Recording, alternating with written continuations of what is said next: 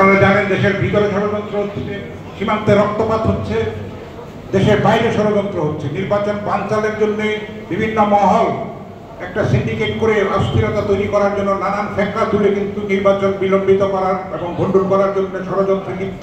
আমরা যেন সচেতন থাকি, সচেতন থেকে যেন রুখে দাঁড়াই, সম্মিলিত প্রয়াসে যেন রুখে দাঁড়াই, না হলে কিন্তু জুলাইয়ের আত্মদান বৃথা যাবে।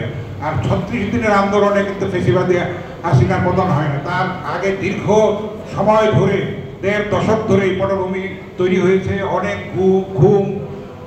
গুম হয়েছে, অনেক খুন হয়েছে, সম্পদ পাচার হয়েছে, ধর্ষণের সেঞ্চুরি হয়েছে, তারপরে প্রশাসন ভেঙে পড়েছে, বিচার ব্যবস্থাকে কুক্ষিগত করা হয়েছে, আপনারা জানেন শিক্ষা ব্যবস্থাকে ধ্বংস করা হয়েছে।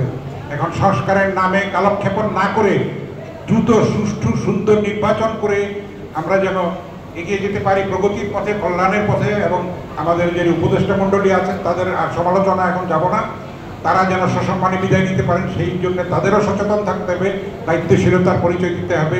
আপনারা ভালো থাকুন, আমরা যেন শহীদের রক্তের সঙ্গে বেইমানি না করি, বীরের রক্তস্রোত, মাতারে অশ্রুধারা যেন বিফলে না যায়, তাহলে কিন্তু আগামী বাংলাদেশ আমরা সঠিকভাবে নির্মাণ করতে পারবো না।